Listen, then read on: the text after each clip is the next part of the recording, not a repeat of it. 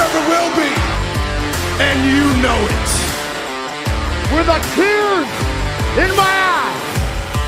The cream of the crop. Acknowledge me.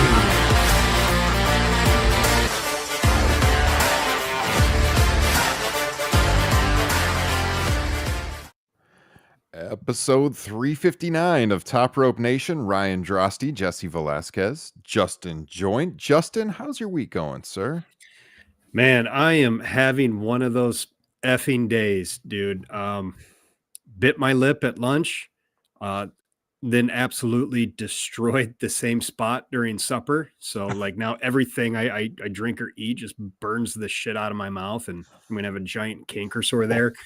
And I had to have this giant battle with my 6-year-old because, you know, he loves French fries, loves potato chips, would not eat mashed potatoes, would not even give it an honest try. And it's just like, you know, and it's on me for trying to reason with a 6-year-old and letting it really eat at me so much that I just have to like walk away.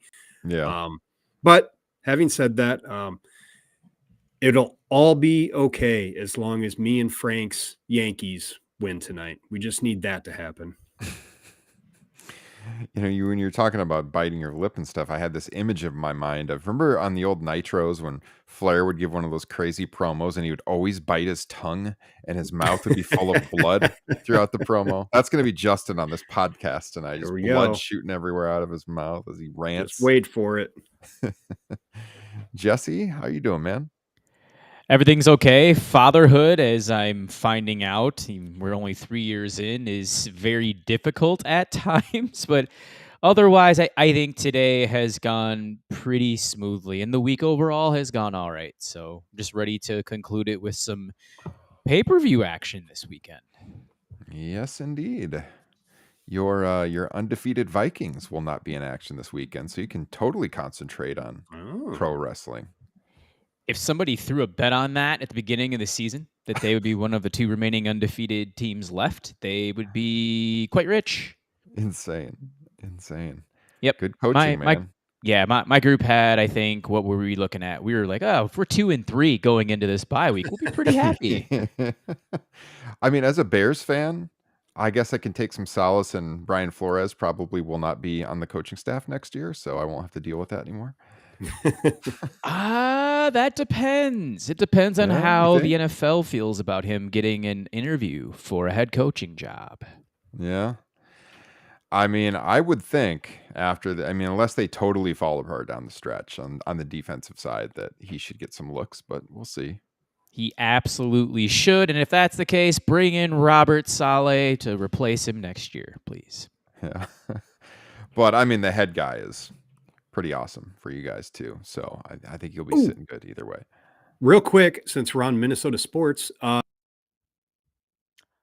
no, he froze. I think he was going to go for the Twins being up for sale though. I'm guessing. That too. I was going to see also how his 49ers were doing this evening. Yeah. Oh yeah. Justin's team's playing right now. Yeah. He'll be back. He's frozen. He just looks stunned right now. Hey, Justin, did you know the Twins are for sale? Flash to Justin. Hold on. Let me get this reaction going. Oh man, I was gonna make him full screen. It logged him out. Well, if you guys aren't watching the video, you have no idea what I'm talking about. But Justin, he froze right in the middle of that comment, and he is back. Jordan Mason broke one for 55 yards and a score. That's probably what happened. Yeah, Justin, do you have the Niners game on? No, I got the Yankees game on. Yeah, I guess probably. American football. Look at this. Now the Niners are kind of slipping a little bit. He doesn't care anymore. Way to appease our United Kingdom audience. Hell yeah. I almost called, when I was talking about my kid not eating mashed potatoes, but he loves fries. I almost was going to say chips instead, but figured too much of our American audience wouldn't know what the hell I was talking about. I did see you take a drink, Justin. What's in the can? So this is the best non-alcoholic knockoff I've had. Heineken makes a pretty good one. I'm still trying to find the right IPA. I've had some okay ones, but they all kind of taste like either watered down or like they're expired. Blue Moon. It is a really solid imitation of the actual thing. So I am sipping on a Blue Moon NA tonight, which, man, I have such fond memories of.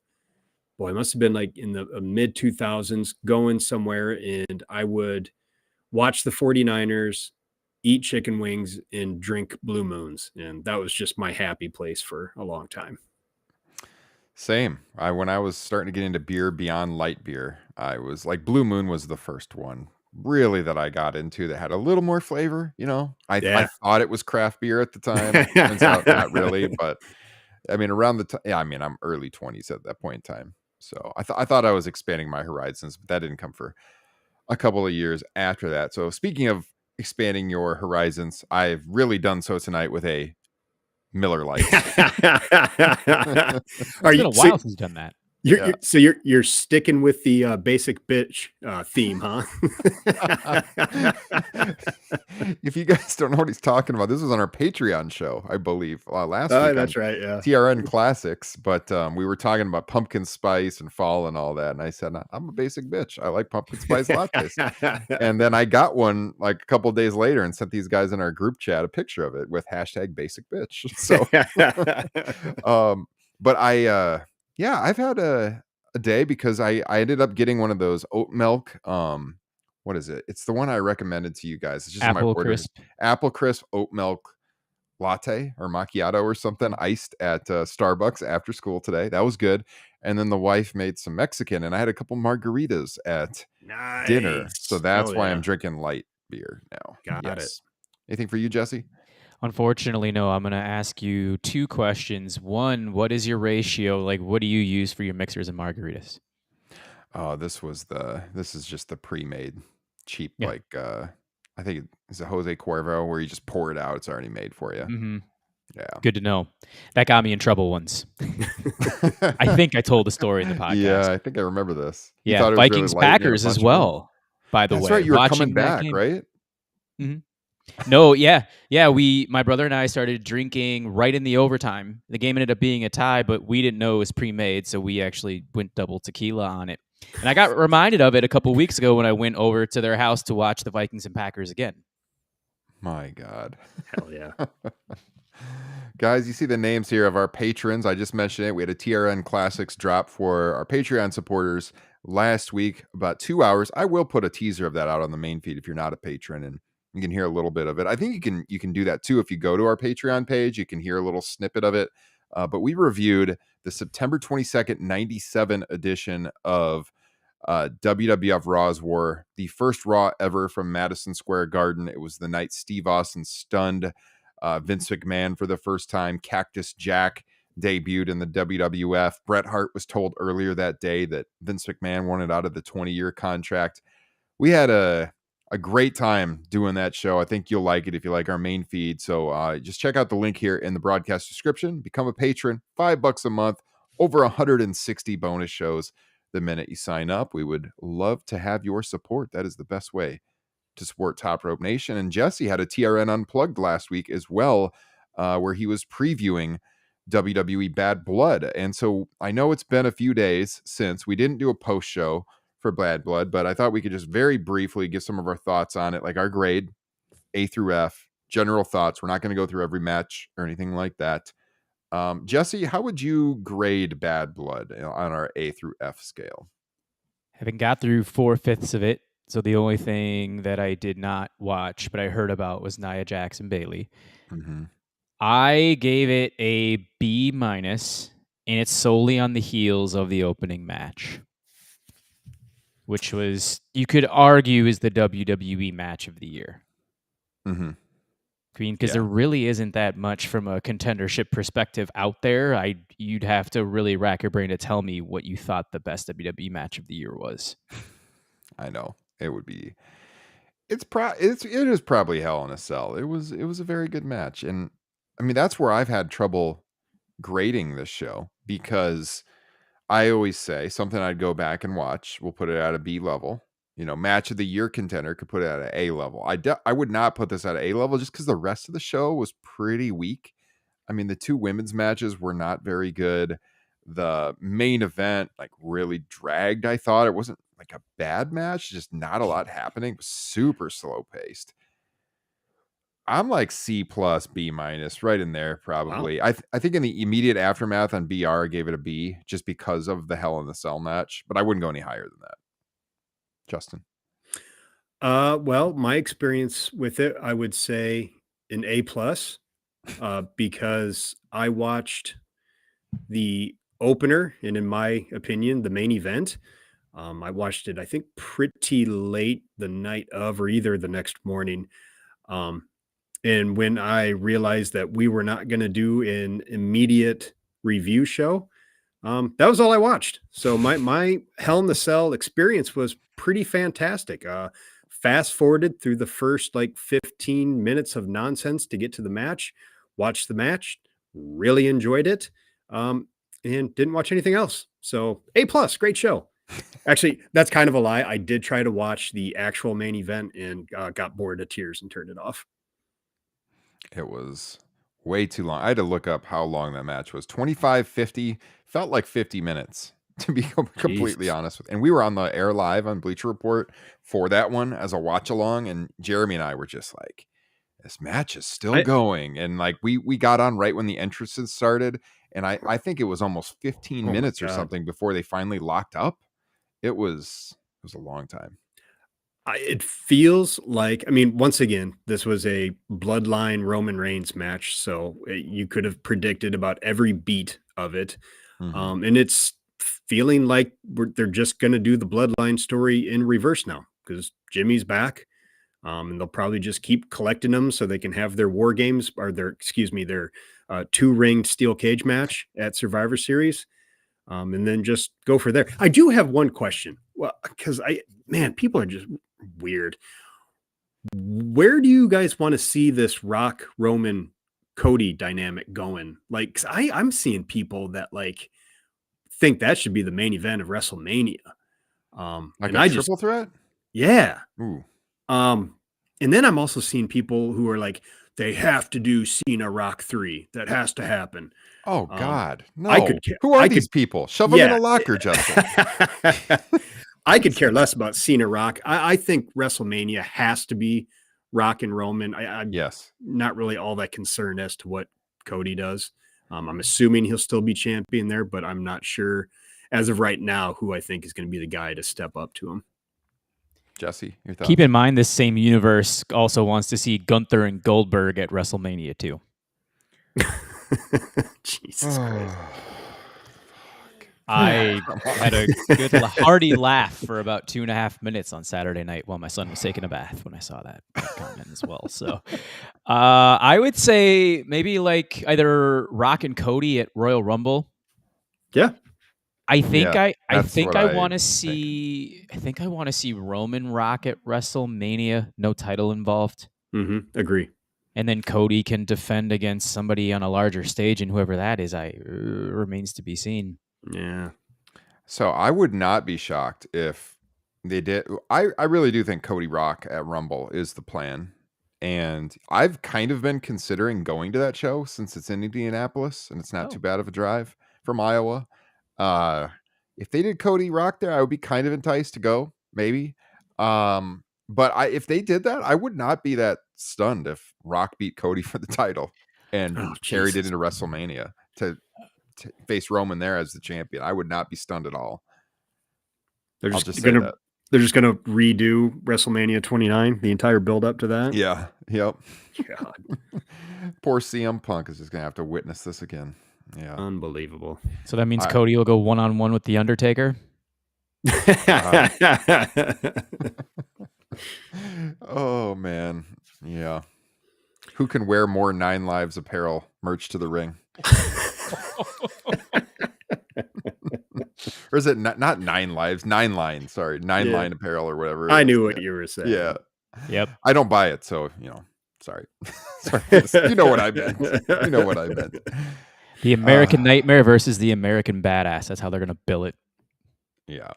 Oh, man. Yeah. I do think that's where they're going. And I do think, like what you said, Justin, it should be Roman Rock at Mania, whether that is a title situation or not. I mean, I do think that is. And to your point, they kind of, considering the build up to WrestleMania 40, it just feels like they have to do a one-on-one with Rock and Cody at some point. Yep. And with the way things are going, you could just do a Roman interference to cost Rock the match to, build to WrestleMania. Yeah. What did you guys think of the use of Rock on Bad Blood there at the end? Did you like it? Any issues with it? He didn't say anything. He just came out, gestured 1, 2, 3, and walked off. Thoughts? I mean, you just summed it up. Those are my thoughts. Should they have done more when you actually get Dwayne Johnson in the building than that? What do you think, Jesse? He said more afterward in a Instagram promo. Yeah. Ditto for one of the most unusual angles I've seen in a long time with Cody Rhodes and Kevin Owens. Mm-hmm. Kevin Owens beating up Cody Rhodes in an altercation that apparently was shot from a fan. I actually don't mind that. That's kind of a unique way of building to a new feud. I don't hate it. Yeah, I know. Right. Yeah, you see constructive criticism on both sides that, if it wasn't on the actual television, then why is this relevant? Or this should have been shown on the actual card instead of just a random Easter egg. Yeah. Yeah, I mean, I don't know. I kind of felt like they should have done a little bit more with Rock. In the moment when we were reacting to it on that live stream, I was just kind of like, that's it. They put this in the main event slot for that, and nothing really happened. They didn't really tell you what was going on. Was he saying 1, 2, 3 to Roman because he lost? I mean, I don't know. I don't know what it was. I mean, I think we all kind of know where this is going, though. Probably, Survivor Series 4-on-4 situation or something like that. But I don't know. It was okay. The opening match was great, though. Hell in a Cell. I said in our Facebook group, on the Patreon, I think I have this like 6th or 7th best Hell in a Cell of all time, which is high praise. I think there's been 53 of them, but a lot of them were very not memorable and just very routine. But when you look at the best ones of all time, I had HBK Taker, as I think all of us agree, is the first one is still the best one. Foley Taker was better than this one just for the historical significance. Not a better match, but the 2 big bumps and just memorable. Mm-hmm. I thought the Armageddon 6-man is better. Hunter and Batista from Vengeance 05, Taker and Lesnar from 02. Is that No Mercy? 02 was better, I think. Is that all of them? I think I had 6. I think I had 6 matches ahead of this one. And it's kind of right in there. I did think maybe too many. Go ahead. Yeah, I was just gonna say you forgot about your actual number 1, end of an era from WrestleMania 28.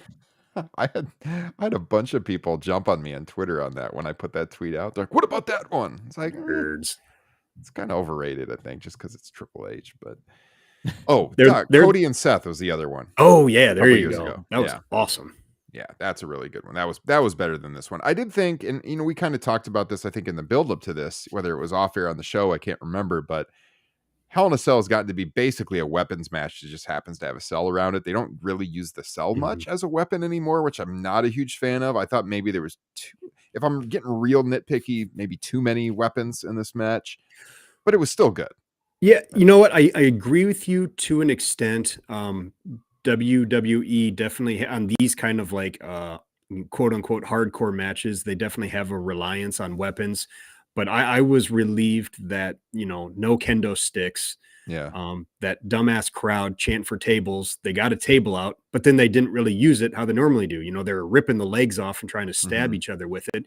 Same thing with the toolbox. They got the toolbox out, and instead of just like kind of hitting each other with wrenches or whatever, they were trying to like grind it into each other's foreheads. So I liked the way they used the weapons in this match, just because it was a little bit different than what you would normally see.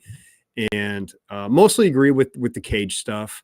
I like that it actually stayed inside the cage instead of, coming up with some convoluted way to get them out and then going up top and not really being able to pay that off in a certain way. And they did, at the beginning of the match, they were brawling all around it and throwing each other into the cage. So that kind of,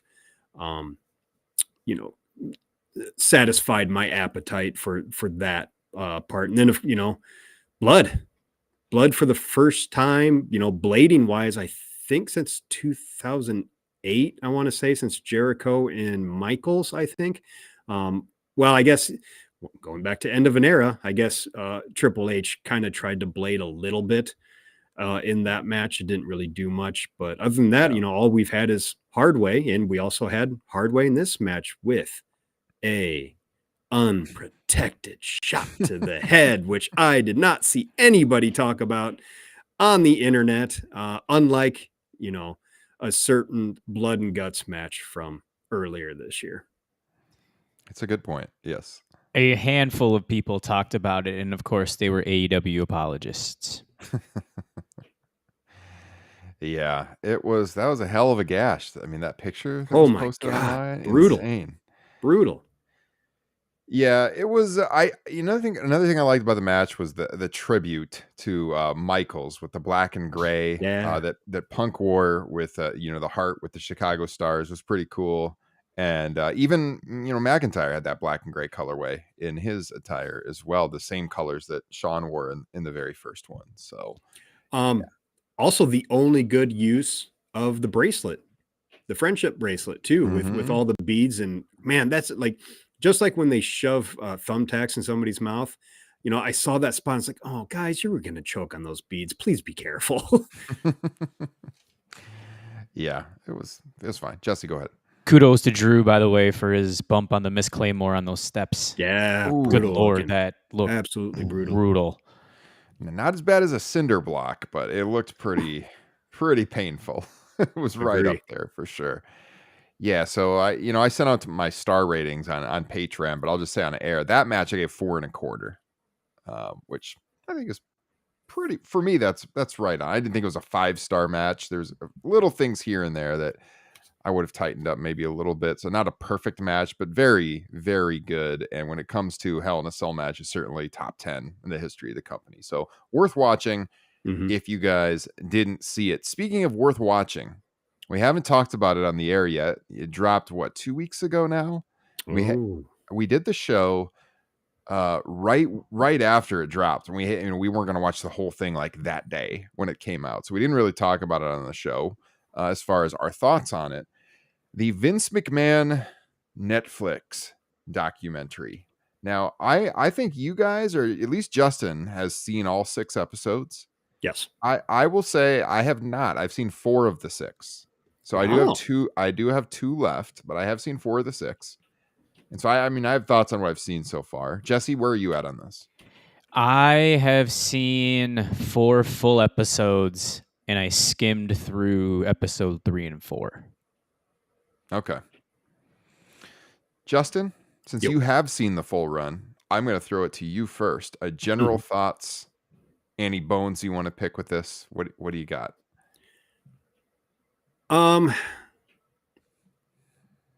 I think for anybody curious about Vince McMahon who does not have, any kind of knowledge or deeper knowledge of who he is or really the wrestling industry in general, it'll be very informative to them. I think it's a good representation of who Vince is, for better and worse, mostly worse because he's such a garbage human being. The issue, because a lot of people are like, oh, I didn't really learn anything new. I didn't learn anything new. It's like, well, if you're a wrestling fan, it might be a little weird if you did learn something new. And honestly, even saying that, I still kind of learned some new stuff. I wasn't really aware of the sexual abuse, and I believe Vince even used the term incest when he was growing up. The fact that he didn't meet his dad until he was 12 years old. But the issue is that especially if this is made for people who maybe aren't all that aware of him, because for instance, my favorite documentary of all time would probably be Senna, which is about a race car driver. I have zero interest in race car driving. I believe this was F1. I super don't care about NASCAR and never really interested in F1. But that documentary is freaking incredible. I could not recommend it enough to everybody. SENNA. But the problem with the Vince doc is, for someone who's not really aware, maybe just wants to learn, they got to set aside 6 hours. And there's a bunch of unnecessary filler in this where they get into like actual wrestling angles. Like they spend a bunch of time on Rock and Hogan at WrestleMania 8. What the fuck does that have to do with Vince? Is just beyond me. And even cutting some of that stuff out, at best, you might have been able to condense it to 5 episodes. So, I mean, they're going to struggle, I think, getting just casual people to check this out because just the length of time of it is going to be pretty intimidating. But like I said, I think it was a good representation, not only of who Vince is as a person, but I think how professional, if you're in professional wrestling, how it can corrupt you. I mean, so many of these people in the show come off as so unlikable and so full of themselves and so up their own ass. Like, obviously Vince and Hogan and Paul Heyman is just so irritating. And Bruce Pritchard, Jesus Christ, he might be coming off the worst out of everybody. Hence my at on this podcast for anybody watching. And it's just like they're in this carnival show of professional wrestling, and at some point the lines really do blur, and that's the whole point of this documentary: is who is Vince McMahon and who is Mr. McMahon. And you have Vince saying, "Oh, there's nothing is the same. We're two totally different," and they follow that up immediately with a bunch of guys saying, "Oh, they're basically the same guy." There's almost no difference. And if you'd watch the entire doc and the storylines involved with Mr. McMahon, there is no other takeaway than this guy uses power to belittle everybody underneath him, not just belittle, but abuse. So there's that entire part of it. And, thank God for Dave Meltzer, who might have been the MVP of this thing, for, cutting to him all the time, being like, nope, that's wrong. 78,000 at WrestleMania 3. It's just like these guys are just so full of shit, and you need somebody there to check them on it. Yeah. Dave was phenomenal on this. Yeah. I just laughed at his because they would go to him fact checking and everyone else saying that, the bullshit wrestling version of whatever story they were talking about. But yeah, like WrestleMania 3, that was the big one that everyone was talking about. My biggest issue with it, it's a fun watch, I would say. Like, if you're a wrestling fan, as Justin said, you're not going to learn a lot if you followed wrestling closely. And certainly some of the stories they gloss over, they give kind of a false version of.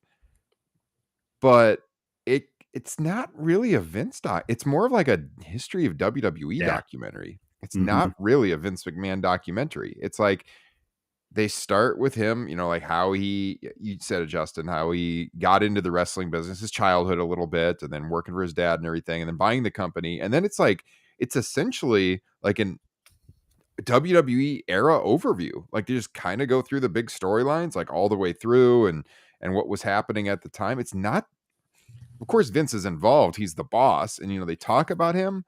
But like a true Vince McMahon documentary would be more about like what was happening in his real life too at the time. And there's not a lot of that. It's for a lot of these periods, it's just like what he was doing on air. I mean, they talk about the steroid scandal and the sex scandals in the early 90s and stuff. Not super in depth, but it's in there.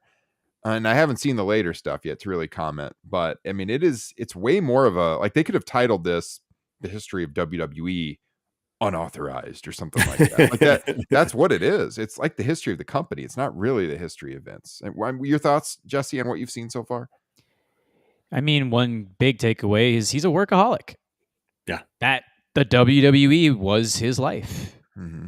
So very similar to, like they said, the blurred lines with the character and then the person itself and merging them together. I think if I were to describe this in 2 words, this whole documentary would be, or 3 words, would be blurring the lines, because he brought a lot of the stuff that he was doing behind the scenes with these women and would put them in actual real life angles.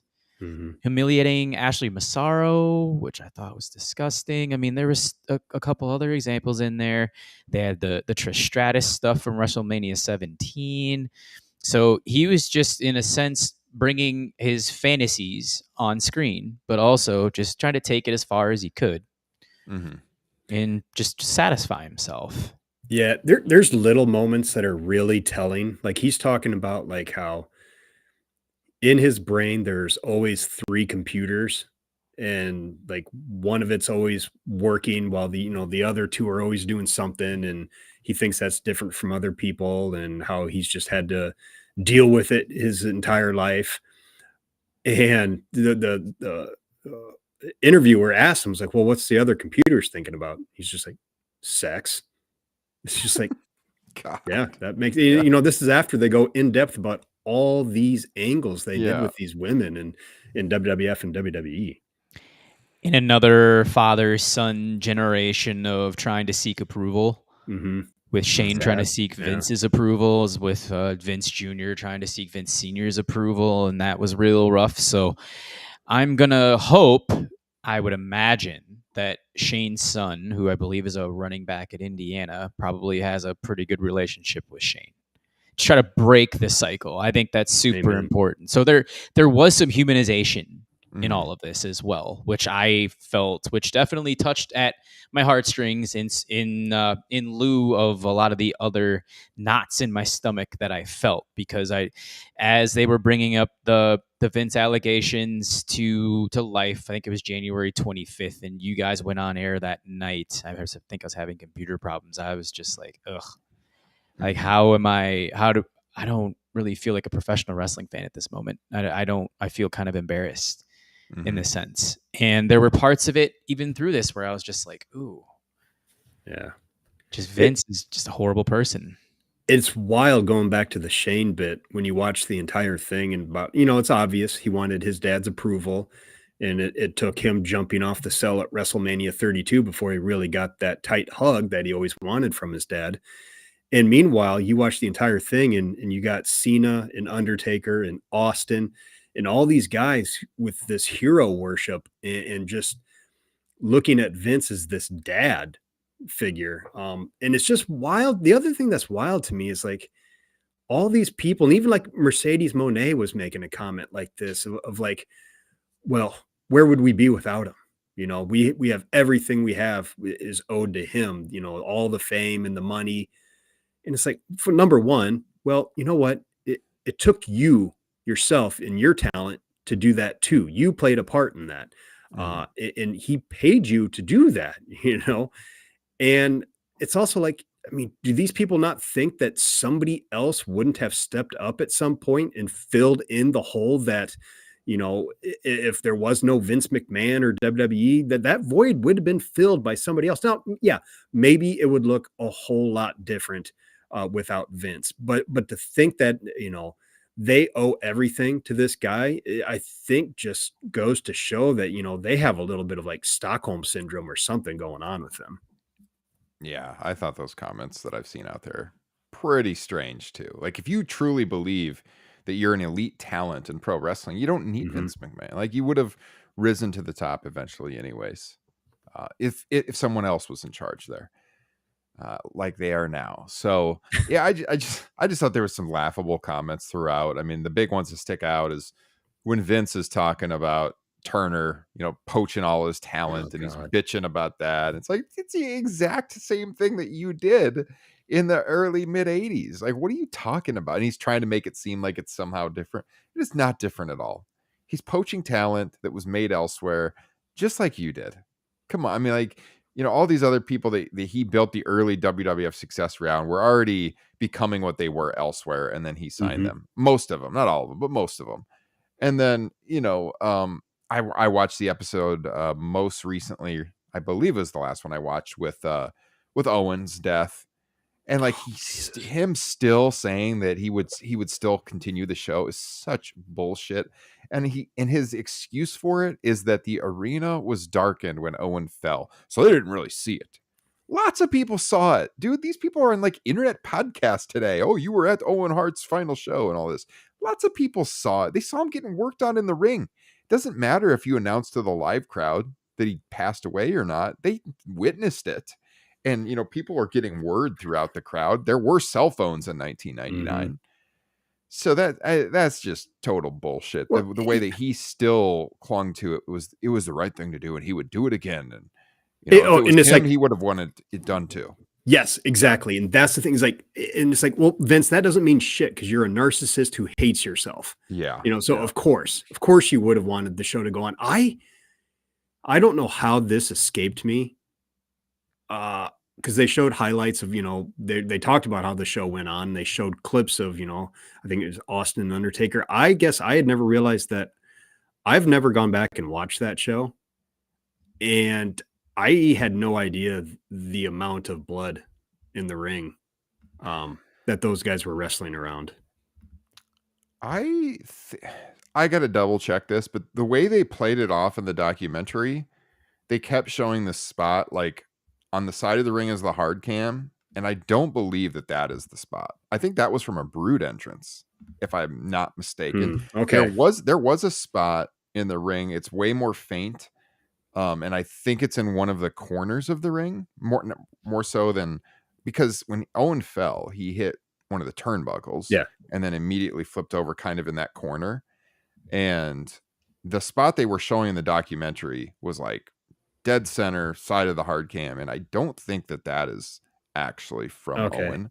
Not that to makes get too more morbid sense here, Yeah, but there is another spot in the ring where if you know where to look, you can kind of tell. So I irregardless, it's still disgusting. It's been a while. I mean, it's the how whole much point. blood is in the ring. It's just utterly despicable that he would continue that. Yeah. I haven't watched the whole show since it happened. I've watched like parts of it before. This is many years ago, like not very recently. But yeah, it's been a while. And I mean, obviously that whole show has a real bad vibe to it after the accident and everything. So I was looking at the results of it just to try to remember if there was a Brood. Were the Brood even on that show? Maybe not. I was thinking it was from something that happened earlier on the show, what I'm thinking of. Great radio, I know. I apologize. I am not sure. I just know that when I was watching it, I was thinking like they were showing the wrong part of the ring. I could totally be wrong. I haven't thought about it that deeply in a long time, that particular part of the show. But yeah, I mean, the idea that they continued the show and he would have done it again, that's pretty sick. And I also think that the Montreal stuff was obviously needing fact checking. They're still running with this bullshit that like Brett was going to go to WCW the next night, which we've talked about on the show many times. Could not have happened. Also, I mean, Brett had creative control in his contract, so for them to even complain about him not wanting to job to Sean is beside the point. Go into our archives. I'm not going to talk too much about that. We've gone in depth on Montreal. It was talking about the Montreal part of it. About the closest I came to crying while watching this was Brett talking about Owen in that moment of the screw job and afterwards, and how calming of a presence he was to Brett.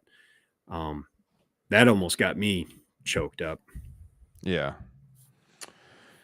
Yeah, it was wasn't there a comment on there that Vince was saying that like Owen wanted to stay in WWF? Because I've never heard that. I always heard that he wanted to leave with the rest of the Hart Foundation, but they basically held him to his contract. Yeah, I do believe in the doc. They at the very least they insinuate that Owen wanted to stay. Actually, I think Vince says that. Yeah, that's right. Yeah, he says that. So yeah. Anyways, I mean, it's. I wouldn't recommend not watching it. I mean, I wanted to watch it out of curiosity. I will finish it. I got 2 episodes left, but I mean, it's a decent watch. You're just not going to learn a lot. I would just say the other kind of quote unquote highlights is Steve Austin saying that CTE, he doesn't believe in it. While they show his head being driven into the mat in a case where he probably definitely had some CTE, and there's just no way he hasn't had numerous concussions. over the course of his career is just absolutely absurd. And then also Tony Atlas being another highlight of the doc I was not prepared for, not only with the way he was dressed with like a sleeveless dress shirt, but him talking about, Patterson, quote unquote, grabbing his pecker in the locker room. And the interview's asking him like, well, why didn't you go and tell anybody? And he's like, well, to who? He's the booker. He's like the basically second in command. And, obviously there's been allegations thrown at Patterson. He kind of I think he got out of the ring boy controversy.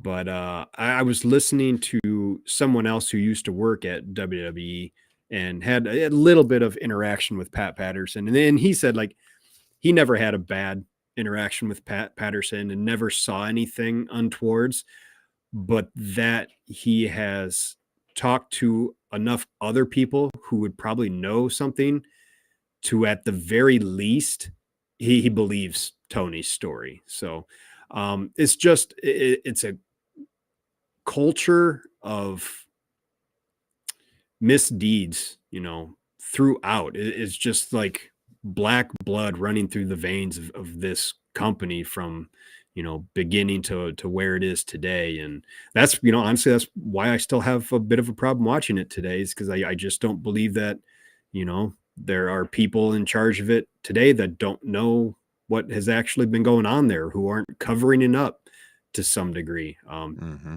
Talking, I referenced earlier about what I have as my for this podcast. It is 2 days later, because the other great moment in this doc is Bruce Pritt. They asked Bruce, say, hey, we showed you a couple of the episodes. What'd you think? And he's like, I think it's shit. He thinks it's crap because it's just a hit job on Vince McMahon, and you're not showing the human side of him. And then it goes to black, and it goes 2 days later, and that's when all the Janelle Grant stuff came up. It's just,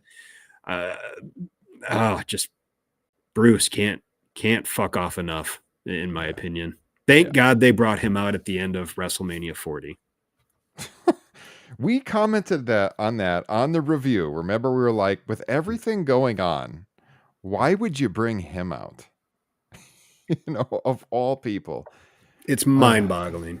What are you doing, Cody? And I mean, I don't want to go down this road again, but he didn't thank his dad on WrestleMania. The whole story, he never said Dusty. It was all the other people backstage he was bringing out. It was so weird the way he did that after he won the title at WrestleMania. Never mentioned his dad that night, at least. I did look up, by the way, the Over the Edge thing. So on Sunday Night Heat that night, there was a bloodbath after the Hardy Boys Goldust Blue Meanie match. So I think that's what that spot is from. They didn't wrestle on the show, but there was the bloodbath after that match where they, they did that. So I think that's what that big blood. So that was kind of dishonest the way they played that off in the documentary, because that is definitely the spot they keep showing. And that wasn't from Owen, but yeah. I think figuratively, though, what they were saying and conveying about what had happened in that ring, and to go out there and to wrestle, and part of the ring, I think, was broken, and they were told to avoid that part of the ring. It's just so heinous, so bad. I'm waiting for anybody who doesn't follow wrestling to tell me, or to watch it and tell me what they thought. Like, I've recommended it to this is, I think it's good enough I recommend it to friends who I know aren't into wrestling, and I'm just waiting to get their opinion on it. Yeah. Well, if you have thoughts on it, you guys, and you're listening, you can email us your thoughts, topropenation@gmail.com. Would love to get an email on this and read it on the air for sure. Let's transition to AEW, because we've got a pay-per-view happening this weekend, WrestleDream. And I am of the mindset that this is one of the poorest builds AEW has had to a pay-per-view ever. I think, I'm sure once the the event happens in the ring, it'll be a pretty enjoyable show. But if we're being fair, a lot of the times when we would criticize WWE, we would say, look, it's in a vacuum, it's going to be a good show between the ropes, but nothing happens on it that I really care that much about. And when you look at this one, and you look at this card, counting the pre-show, it's 11 matches right now. And obviously the main event I'm interested in, because, it's always that stipulation. Could be Bryan's last match as a full-time wrestler. But elsewhere on the card, there is just not much I'm looking forward to. I mean, the 3-way for the international title is obviously going to be very good. I mean, I think the fact that the Young Bucks are defending the tag titles against Private Party on a pay-per-view says a lot of this about the stage of the tag division in AEW. I mean, that's I'm sorry, no offense, Matt, but like that's a joke. That should not be a pay-per-view match. Young Bucks and Private Party. Private Party is just not worthy of that spot. I mean, I'm not saying they don't have the talent to be there, but just given they're booking their entire run in AEW, no way. No way. Perry and Shibata, I don't know. Like, it's not drawing me in very much at all. Even the Darby match with Brody King, I'm not that interested in, to be honest with you. Chris Jericho, of course, is on the show. Jesse. Sorry, Justin, go first. Justin. I was just going to say, talking about Jericho and Mark Briscoe, of course, this is the first time they're using Jay's name to get heat. And of course, it's Jericho, for fuck's sakes. Yeah. No, Justin, it's really, really difficult to get into this thing. Let me tell you. I mean, just even with the build and like Darby a couple of weeks ago saying, "Well, yeah, I have a open challenge." I would have rather have seen it being announced on the show, Darby versus Surprise, and have it being somebody a little bit more, I don't know, magnifying, or somebody we haven't seen in a while, or someone we haven't seen period in AEW. So, I mean, they did a good job of explaining it, but I mean, you did it on the Go Home show. There is history between Darby and Brody King, but this is something that should have been done a month ago, month and a half, 2 months ago. Yeah, this is more of a rushing through things just to get to a match. For all the complaints that they have heard, surely, about these shows are too damn long. If you don't have anything, why book an 11-match card? They could have made this a tight show. Give Mox and Bryan 45 minutes out there. You're still going to have a 3-hour pay-per-view with, 7-8 matches. They could have just looked at this situation and been like, we just don't have anything in the canon right now that's worthy of pay-per-view matches for some of these guys, and we're just going to make it a tighter show. I understood why they would do the 12, 13 match shows when they had 4 pay-per-views a year, but like they pretty much have pay-per-views almost every month now. So there's not I understand wanting to give your audience their money's worth, but like these are not a lot of these matches just are not pay-per-view matches. They're not. And I want to get to that main event for sure. I am interested in that. We're going to talk about it here in a second. Justin, you have any other thoughts on this card as a whole? Yeah, I would just echo basically exactly what you said. This is just so slapped together nonchalantly. I'm sure it'll deliver in the ring. I mean, you go back and watch any of the Darby and Brody matches, they're freaking awesome. So I'm sure they'll deliver, but I'm not, emotionally invested in it at all. Like, it sucks, man. Like, since All Out, this is about the lowest I've ever been on AEW. My interest level is kind of in the shitter right now outside of the main event. And that's even with like some good stuff happening, because like Daniel Garcia is apparently all elite again, signing a new contract. I'm excited about that. I think that's good for him, good for the company. We didn't have a chance to talk about it, but AEW has that new TV deal, which is fantastic. But man, it's just like a lot of this stuff is a real bummer right now. Hopefully, Swerve and the Hurt Syndicate can spice it up because he's going to have a time in the ring to talk. And so I'm guessing they'll deliver there. Not to get too far ahead of myself here or ahead of our podcast, but I'm expecting a Wheeler Yuta turn on Daniel Bryan. But man, I'm pretty bummed with the product overall right now. I think the other thing that they did was, and Tony should have saw this coming, was he booked for Grand Slam. Then he had the 5-year anniversary show the next week, which just so happens that the Go Home show was the next show leading into WrestleDream, and somewhere everything got lost in translation. So, I mean, David Jenkinson made a point in our Facebook group about how, now it's just booking matches for match sake. Like, is this too much? And I mean, at this point, the answer is yes. So I think once this is in the can, that's when you hit the reset button, start your builds, and Full Gear is supposed to be one of your big ones and has delivered, I would say, for the most part, every year. Mhm. So I think if you can get just kind of course correct after this, all should be okay. It is a little bit alarming in spite of the fact they got $185 million per year for the next 3, that they only had 330,000 people watch their show 2 nights ago. And where was the marketing for that? No, I mean, how do people really not know that it was moved to Tuesday nights because opening night for the NHL was Wednesday? You didn't tell your people that enough. It's so weird with streaming because like if you log into YouTube TV or whatever, it doesn't really matter what channel it's on, or you're gonna, or even the night, like you're just gonna see it there if you have it set to record and you just click on the homepage. Like I'm thinking about when SmackDown would be moving from Fox proper to FS1, and their number would always drop off a cliff too, for the most part, even though it was like on at the same time on the same night. And I always thought that was so weird because like it doesn't matter what channel it's on for people that stream, which is a lot of people these days.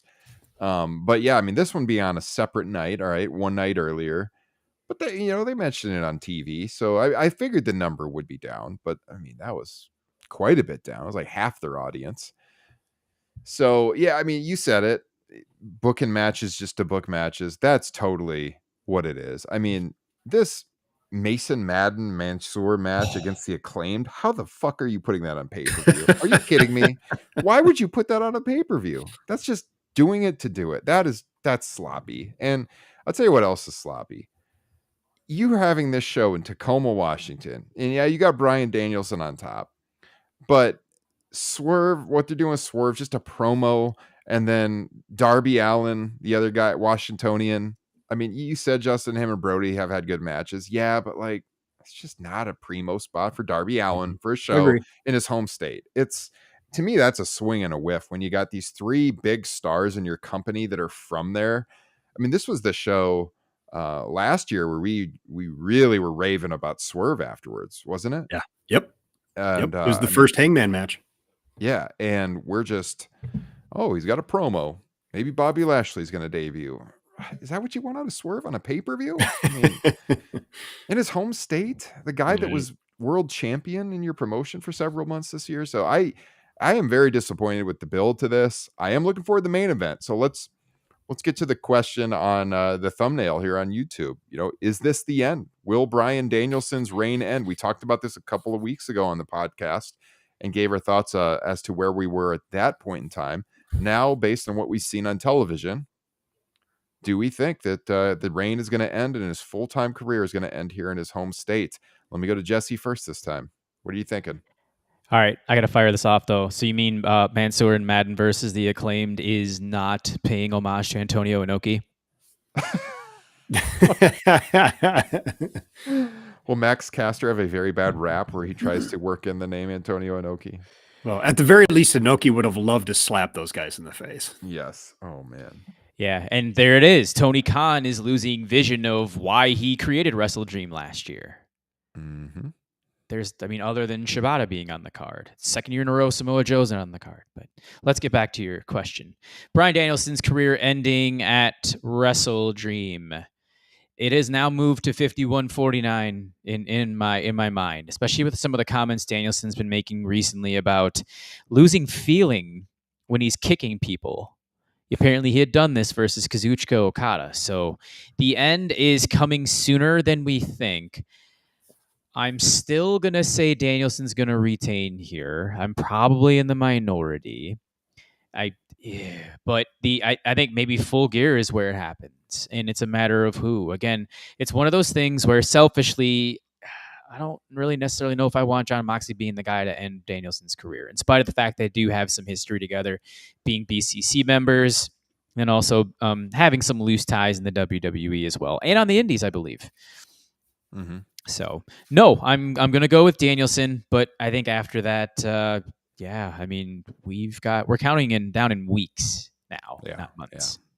Justin, you said last time we talked about this, Mox was going to win the title. What are you thinking now?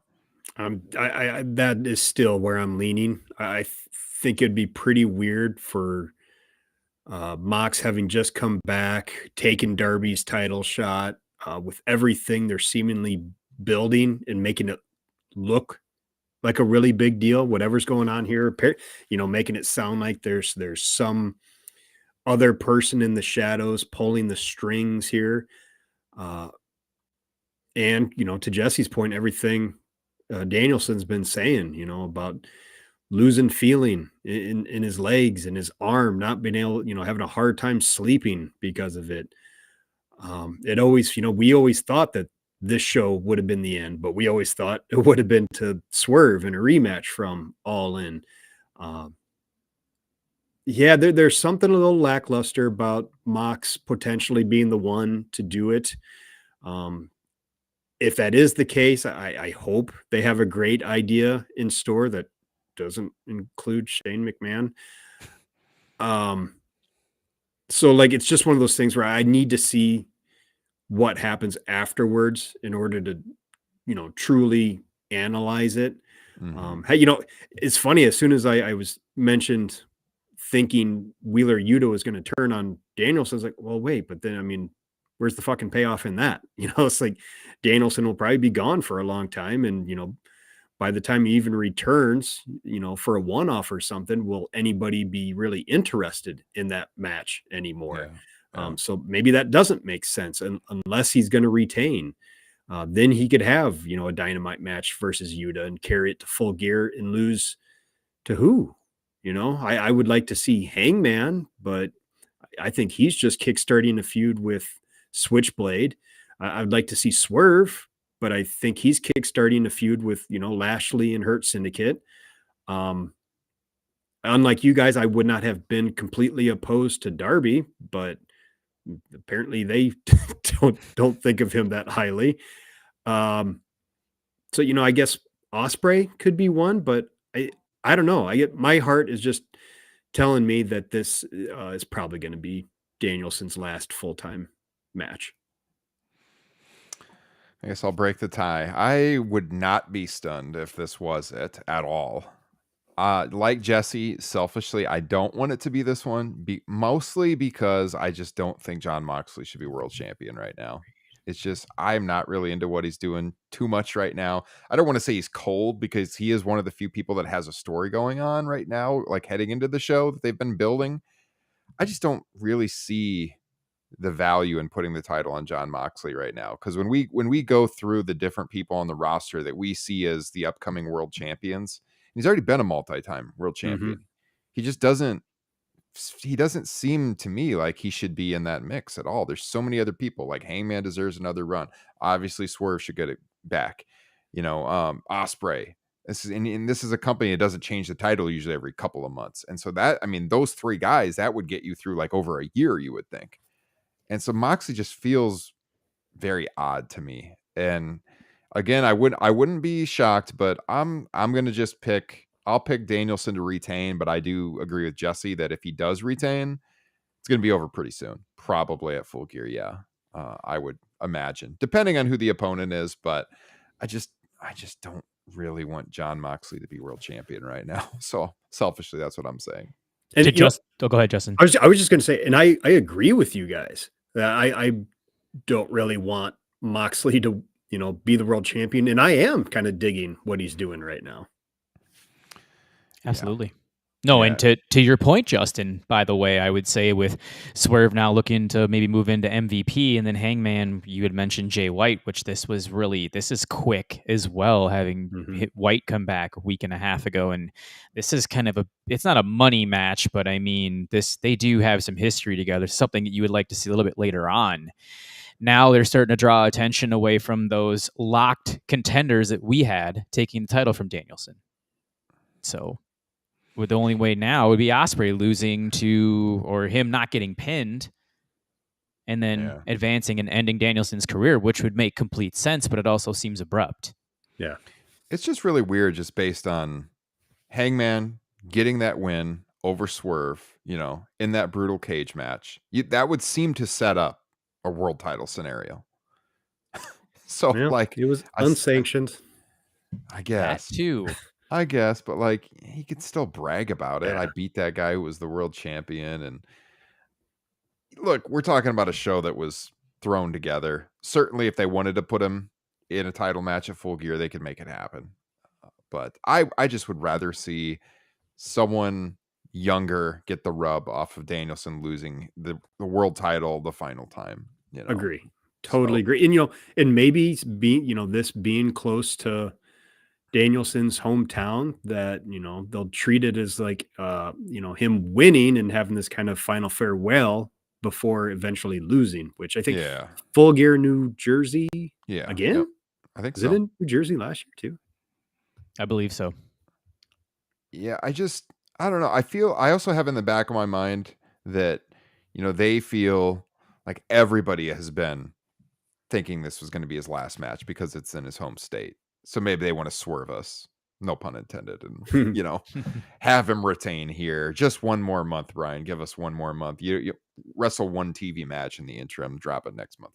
Maybe something like that. I don't know. But again, like I said, I would not be stunned at all if he retains or if he loses the title. I mean, and just to kind of cover our bases here, just throw out a couple more names. MJF, we haven't heard from for a while. And are we expecting Adam Cole? Not that I do not want to see him as world champ, but that's another potential name out there. Yeah. And of course, the wild card in it all, because he's holding a contract, is Christian Cage.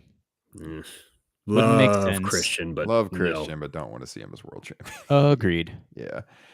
So, guys, I will be live on the Bleacher Report app immediately after WrestleDream. So if you want to hear my instant reaction, get the BR app, or you'll be able to check out the video on BleacherReport.com as well. If you go to the AEW section, it'll be embedded there. And then we will talk about it. I don't know if we're going to be doing a show Sunday. It is NFL season. We'll see. Otherwise, at the very latest, we'll talk about it on the flagship at the end of the week next week. As I said at the top of the show, a lot of bonus content out there on the Patreon. So, again, the number one way to support us, get all that bonus content and support what we are doing is by becoming a patron. Would love to have your support. And guys, a fun show as always. Any parting words before we ride off into the sunset? I just want to say we're thinking and hoping for the best with Florida right now, dealing with that asshole Milton. And also because we're a wrestling podcast, thinking about and hoping for the best with Luchasaurus, because that is not sounding like a great situation either. Yes, medical things that he is going through right now. Absolutely. Jesse? I don't have much, unfortunately. So, no, I am looking forward to escaping a little bit of reality, since this is my weekend where I have more free time. So, WrestleDream, I'll be watching it from start to finish, uninterrupted. Nice. Get in our Facebook group, you guys. We'll have a live thread in the Facebook group with a bunch of wonderful people. Would love to have you join in on the conversation. Search Top Rope Nation Pro Wrestling Discussion. You can get there in our Facebook group. We'll have that live thread during the show on Saturday night for WrestleDream. So for Justin Joint and Jesse Velasquez, I am Ryan Drosty. This has been episode 359 of Top Rope Nation. Enjoy WrestleDream, and we'll be talking to you all again very soon. Take care.